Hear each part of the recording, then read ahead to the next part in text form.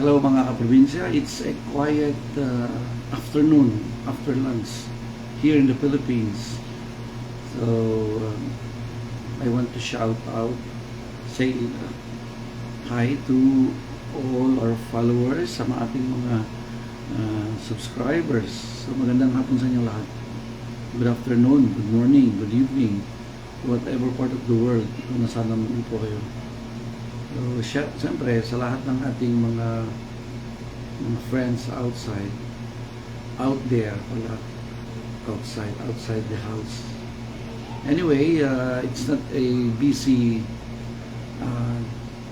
hour ngayon dito sa clinic, so meron ako po time nag-live. Anyway, the table is open to any medical questions under the sun na kaya po nating sagutin.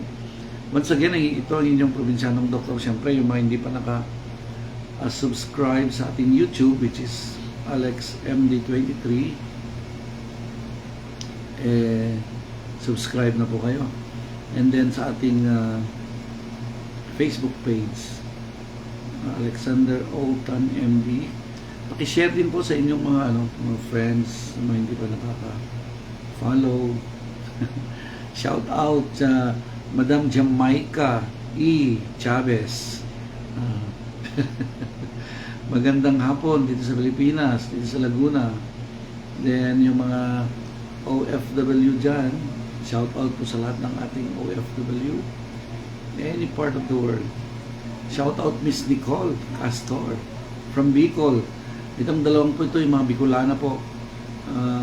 Siguro maganda pag state your location para at least alam ko kung nasaan kayo. Anyway, ating balitaktakan po ito ngayong hapon. It's open. Welcome po, welcome. Welcome to everybody.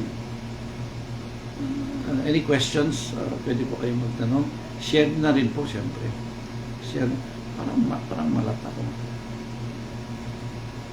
Sobra sa video okay o kulang sa video okay.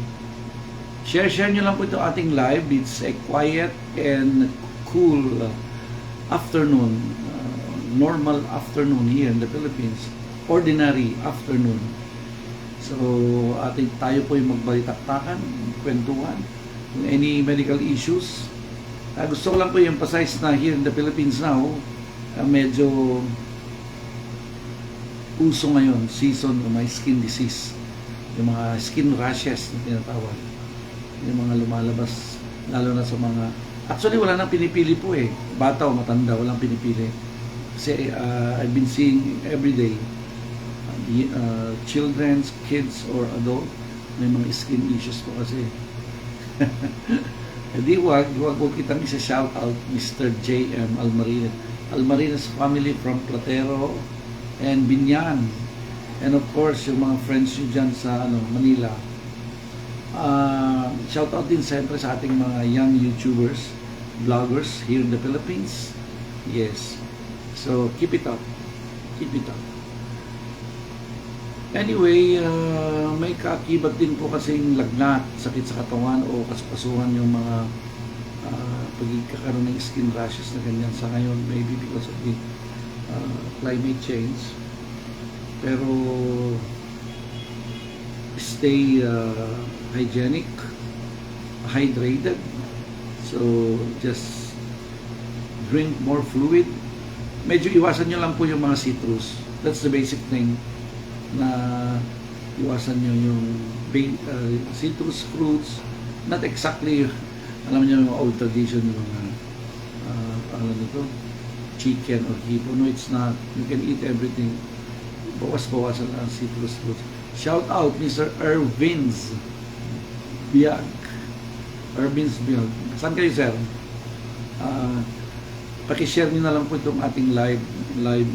Sorry, alam ko maraming medyo nagpapahinga ngayong hapon. Kaya habang hindi pa busy dito, habang may wala kasi ako schedule ngayon na ang tawag dito, sa labas ng clinic, ng activities like some other medical issues, missions, by the way, community service. Kaya meron tayong time mag-live ngayon. Anyway, ayoko na magsalita. Guys, sabihin ko na naman na I'll try, no. Kasi baka mamaya hindi naman ako makakapag-live na naman ng, consistent.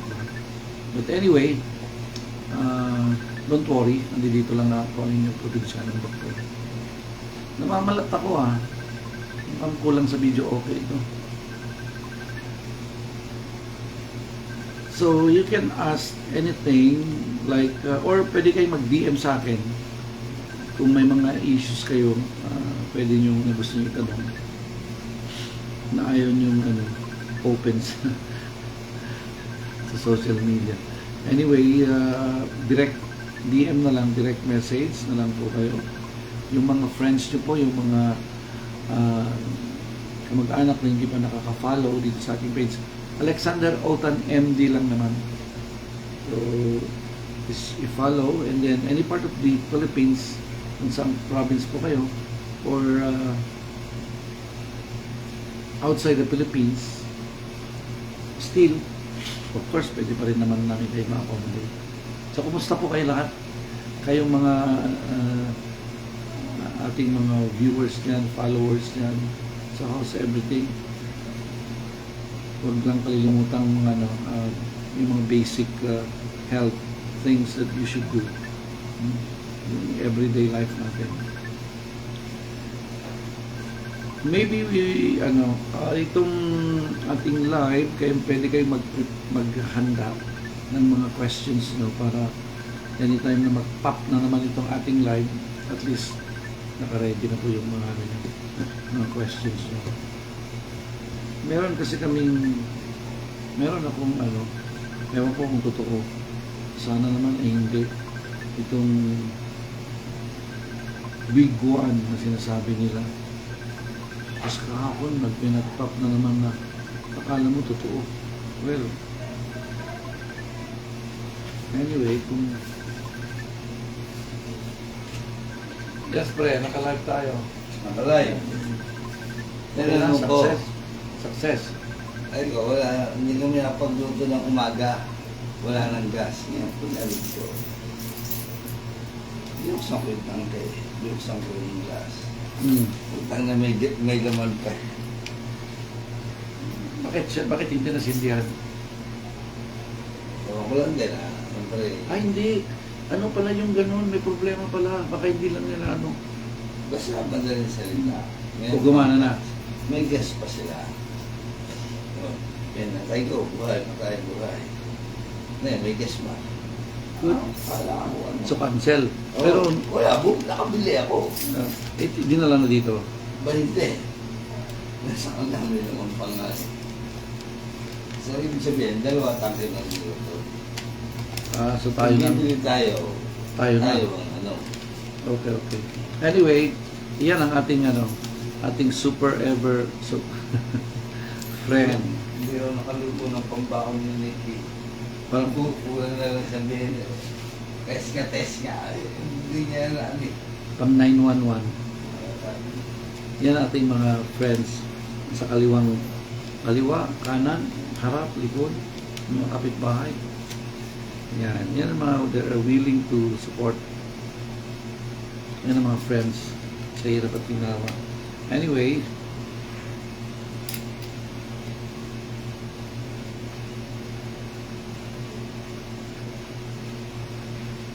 maalala nyo ba yung mga dating followers dito? Pwede kasi tayong kumakanta noon before. Diba? Pero ewan ko lang ngayon kung baka ma-copyright or ano. Any suggestion? Ito iwanan ko lang po kung mapanood nyo na sa ma-open nyo na ito, kung hindi na ito kayo busy. Ano pong suggestion nyo na the best time para halos lahat dyan andiyan kayo, hindi kayo busy para makapag-join dito sa ating live. Watching from Davao Mare, no? Shout out na Adorador family. Ito na, dito yung aking super sipag, super bait, super ganda. Siyempre, masasaktan tayo kung hindi natin sabihin yun. Ang aking kumare sa Davao, Marie Glenn, kumusta na dyan? How's everybody? Yes, watching from Davao City. Anyway, hopefully 2026, sana makapag-ikot-ikot kami dyan, ano? Luzon, Visayas, Mindanao. I mean, Visayas, Mindanao. March, yung mga ano dyan, mga kapitbahay, mga tropa pits dyan, hindi pa nakaka-follow. Remind mo na lang sila. Share nyo naman, share sa mga GC nyo. Kumusta na si kumpare kong idol, saan siya nag-work ngayon? Anyway, ingat-ingat lang. Ganito talaga. Unpredictable weather. May dalawa pa daw kasing bagyo bago matapos ang taon. Anong balita dyan, Mars?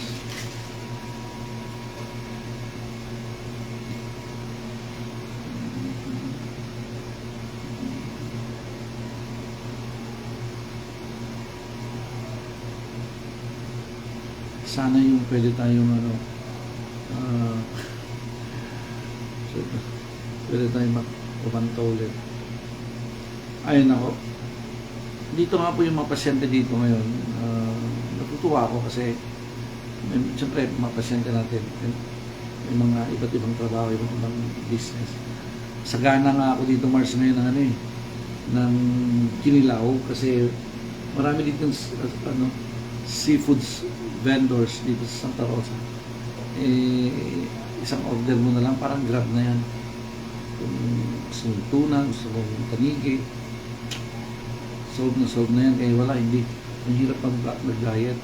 Shout out siyempre De La Cruz family from Canluran. Yes, ang ating idol. Hindi kayo busy. Yes. Alaikum salam.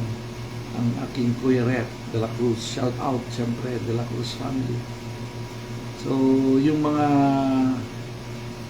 people out there interesado for giving community service, join kayo po sa atin. We will give you the detail on how. Kasi masarap kasi ang feeling yung nakakapagbigay din ng serbisyo na libre. Tapos yung mga ating mga less fortunate, the feeling really is good. Kaya yung mga gustong mag-join po sa atin, may mga group kasi, may mga NGOs tayo na willing naman. Tapos actually, we are making plans, always plans,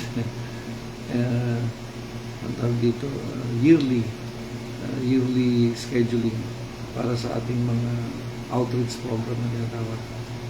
So anyway, basta huwag niyong kalimutan na sabihan na ating mga kababayan na mga tropa to join our page naman dito, no? Follow.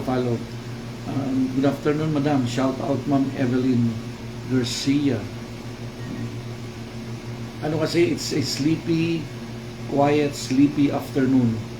Kaya, sarap yumup-yup lang, no? Sarap lang matulog. Kaya nga, sana all. Pero kasi hindi naman pwede. So, nakakatuwa kayo dyan kahit nasa opisina kayo ngayon, nasa work, yung iba nasa work, yung iba nasa bahay. At buti naman naka-join kayo. Tagal ko na rin hindi nakapag-live. We will make a habit na naman. At least 3 times a week is good enough. Ano pong suggestion nyo na oras tayo mag-live? Kailang sa bagay, oras ko rin, hindi ko rin maano. Ang talagang medyo free ako pag gabi. Pwede sa gabi. Pero para nakauwi na yung mga nagaling sa office, no? Nasa bahay na lang. Kadalasan yung ibang kumpanya nasa tumahan na yan. Nasa session na.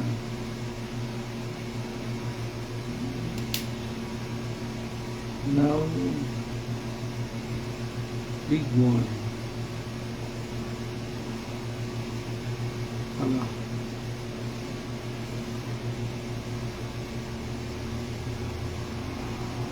Ayun.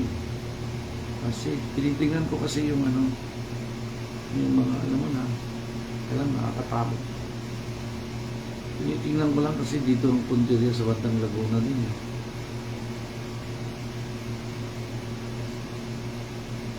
Sinasabi nilang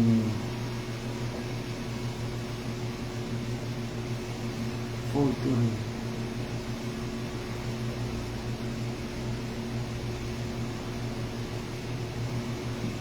The big one.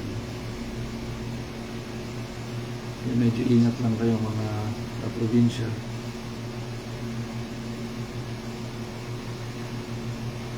Yun.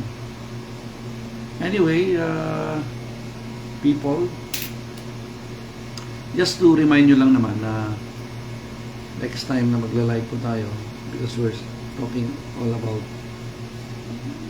medical issues. So ready lang po kayo mga katanungan nyo, and we will try to siyempre paliwanag word by word sa inyo kung ano yung mga issue. Ang daming mga myth or false belief pa rin. Ewan ko kung paano maaalis sa kaisipan ng karamihan ng tao, no? Yung mga old tradition, yung mga paniniwala na especially yung pag-iinom nyo ng gamot, kung maaari, inumin nyo lang. It is better na inumin nyo na walang laman ng tiyan kaysa hindi kayo iinom dahil sa takot nyo na uminom na masama ang maging epekto. But actually, pag walang minimension ng doktor, matik na po yun na ibig sabihin, even antibiotic, even yung mga maintenance nyo, except sa mangilan-ngilan na gamot, pwedeng inumin po with empty stomach.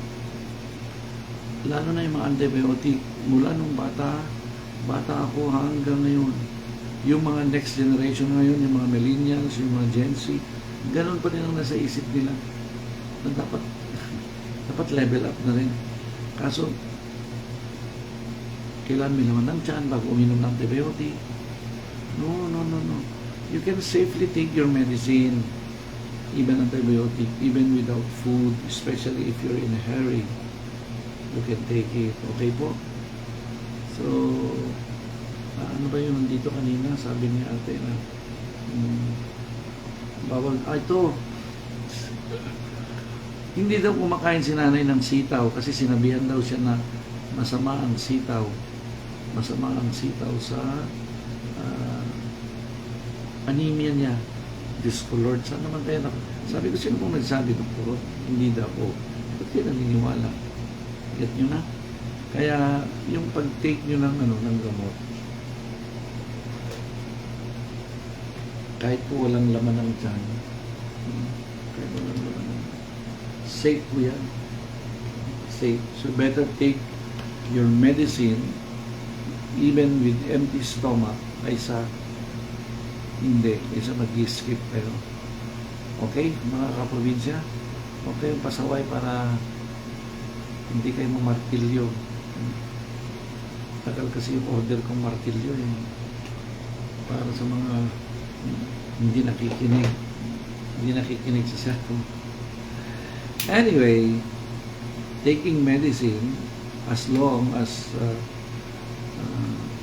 legit naman yung kaharap yung frontliner or ika na doktor nyo or what. Tiwala. Minsan may mga pasyente na hindi naman masama magtanong, siyempre magtatanong kayo. Kaya lang hindi natin kawawa din yung mga kababayan natin na they cannot help but feel anxious about the medicine kahit doktor na yung nagbigay. Kawawa din sila siyempre. Unlike sa ordinary patients, take mo to, ganyan, they'll just follow it. Kaso yung mga iba na nagkakaroon ng mga too much anxiety, which is umaabot na sa pagkakaroon ng anxiety dahil nga sa ano, lack of proper information. Kaya I'm trying to go live sometimes para yung mga nakikita ko sa clinic, yung sa pakikipagharap ko sa mga pasyente, ano, at least may matutunan man lang, may mapaalalahan. Anyway, sana lagi kayong nakatabay lang dyan sa inyong probinsyanong doktor. Pagka tayo nagla-live ba, tanong-tanong lang, tulad dito, medyo siesta time na ikang tahimik pa. Nakakapag tayo, live. Sana bukas ulit o sa mga susunod na araw pa. Kung may mga gusto kayong i-clarify ng mga topic, it's open, of course. Table is open. So anyway, ano ba yan? Itong boses na ito. Magaralgan. Hindi tayo magtatagal, guys. Gagawin natin itong ano. Basta makita nyo na lang kung nandyan na ako. Ganun. Kung live naman. At dito lang muna tayo ngayong hapon. Ilang days na lang, bagong taon na. Ay, Pasko pala muna. Pasko and then bagong taon. Advance Merry Christmas to everybody. Anyway, everybody's Christmas. Every day is Christmas naman actually. So, Merry Christmas. Advance Happy New Year. Una-una. And of course, shout out din pa rin sa lahat ng ating mga followers dito sa ating Tan Medical Clinic. By the way, yung mga hindi po nakakalam, halos everyday naman nandito ako eh. Except Sunday. Kahit holiday, minsan nandito ako. Last day of clinic ko is 23. December 23. 3 weeks pa. So, December 23 ang last open ng clinic. Re-resume ng January 3. Yan, January 3. Kung malay natin, baka January 2, pag nakapagwalis na sa mga kalat sa paputok. So, ganoon din sa ating mga subscribers sa ating YouTube. Huwag kalilimutan, shout out sa inyo lahat. Alex MD23. Yung mga tropa pits yan, sabihan na rin. And of course, ating mga kapitbahay dyan. Anyway, shout out pala sa ating Medical Society, Santa Rosa Medical Society. And of course, siyempre, lahatin na. Hindi lang Laguna Medical, Philippine Medical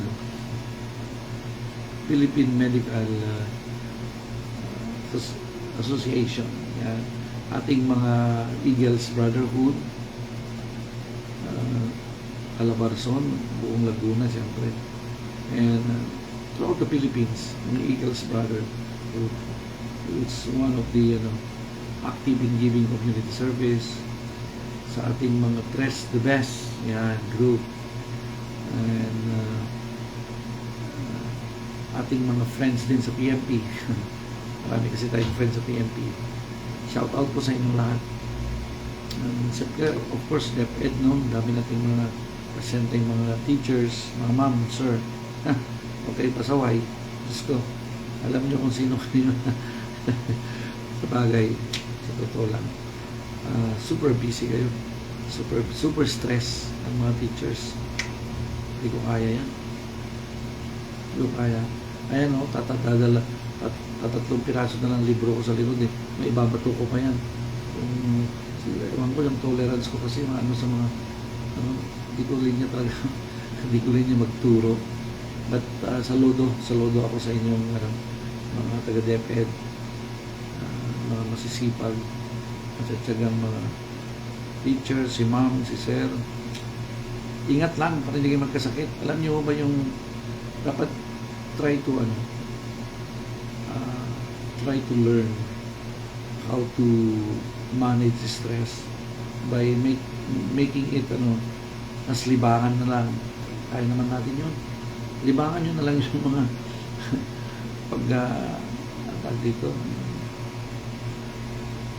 pagtuturo, pag-guide natin sa ating mga students from kindergarten to college school, mga teachers. Grabe. Napaka-honorable na ano yun, profession. Kumbaga, sakripisyo talaga itong mga teachers. Kaya, thank you ma'am.